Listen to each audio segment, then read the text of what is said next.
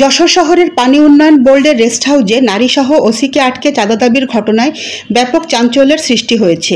ঘটনার CCTV footage সামাজিক যোগাযোগ মাধ্যমে ছড়িয়ে পড়লে বিষয়টি আরও আলোচিত হয়ে ওঠে। অভিযোগের তীর ছাত্রদলের এক নেতার দিকে, যিনি ৫-৬ জন সহযোগী নিয়ে সেখানে হানা দেন। ঘটনাটি ঘটে গত ৩০ জুন সন্ধ্যায়।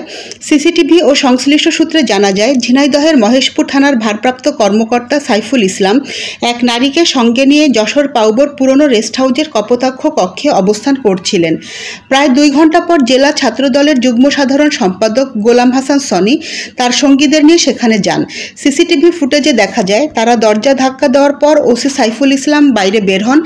এরপর ধস্তাধস্তি করে তাকে আবার কক্ষে ঢুকিয়ে দেওয়া হয়।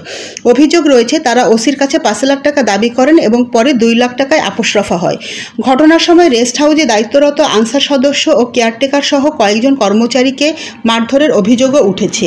কেয়ারটেকার মিজানুর রহমান বলেন, টাকা লেনদেন এবং রেস্ট হাউস ভাঙচুরের সময় আমাকেও মারধর করা হয়, বাবুর্চিও নিস্তার পাননি। মিজানুর রহমান বলেন, ওসি সাইফুল স্ত্রী পরিচয় একজন নারীকে নিয়ে বাংলায় ওঠেন। আমি নিজে দরজা খুলে দিই, কপোতাক্ষ কক্ষ গুছিয়ে বুঝিয়ে দিয়ে যাই। এরপর কিছু সময় পর ওসি স্যার নাস্তা আনতে শহরের একটি হোটেলে পাঠান।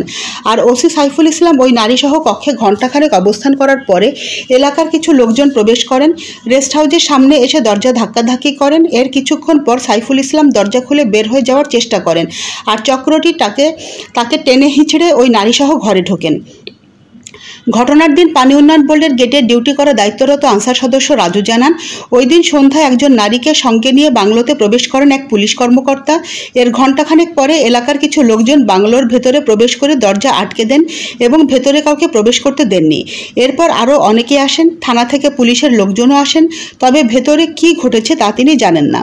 রেস্ট হাউসের ইনচার্জ উপসহকারী প্রকৌশলী তরুণ হোসেন জানান, কার্যত পানি উন্নয়ন বোর্ড যশোরের নির্বাহী প্রকৌশলীর নির্দেশনায় তিনি ওসি সাইফুল ইসলামকে কক্ষ বরাদ্দ দিয়েছিলেন, সঙ্গে আনা নারীকে স্ত্রী পরিচয় দিয়েছিলেন। আর সাইফুল ইসলাম রেস্ট হাউসে অবস্থানকালে অনাকাঙ্ক্ষিত ঘটনা ঘটে। খবর পেয়ে পাউবো ও থানার লোকজন সেখানে যান, তবে পুরো বিষয়টি অস্বীকার করেছেন ওসি সাইফুল ইসলাম। তিনি বলেন, একজন বন্ধুকে নিয়ে যশোরে এসেছিলাম, ছাত্রদল নেতারা পূর্ব পরিচিত, তাদের সঙ্গে স্বাভাবিক কথাবার্তা হয়েছে, কোনো অনাকাঙ্ক্ষিত ঘটনা ঘটেনি। আমার ভাবমূর্তি নষ্ট করার জন্য এসব প্রচার চালানো হচ্ছে। অন্যদিকে ছাত্রদল নেতা গোলাম হাসান সনি দাবি করেছেন, আমরা সংবাদ পেয়ে রেস্ট হাউসে গিয়েছিলাম, সেখানে কোনো নারী পাইনি, ওসির সঙ্গে স্বাভাবিক কথাবার্তা হয়েছে, চাঁদাবাজির অভিযোগ ভিত্তিহীন। এ বিষয়ে জেলা ছাত্রদলের সাধারণ সম্পাদক কামরুজ্জামান বাপ্পি বলেন, সনি ছাত্রদল থেকে জেলা স্বেচ্ছাসেবক দলের আহ্বায়ক কমিটির সদস্য হয়েছে, ফলে তিনি ছাত্রদলে নাই।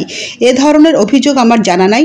আর জেলা স্বেচ্ছাসেবক দলের সদস্য সচিব রাজেদুর রহমান সাগর বলেন, সনি স্বেচ্ছাসেবক দলেও আছেন, ছাত্রদলের পদেও আছে। এ ধরনের অভিযোগ জানা নাই। ব্যক্তির দায় দল নেবে না, দল কঠোর অবস্থানে আছে, অভিযোগ তদন্ত করে ব্যবস্থা নেওয়া হবে।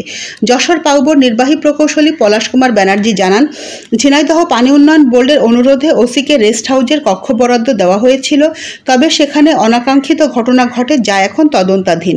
এ বিষয়ে কোতোয়ালি মডেল থানার ওসি আবুল হাসনাত বলেন, ঘটনার খবর পেয়ে পুলিশ ঘটনাস্থলে গিয়েছিল, তবে কাউকে পাওয়া যায়নি। বিষয়টি খতিয়ে দেখা হচ্ছে। নয়নতারা নিউজ, ঢাকা।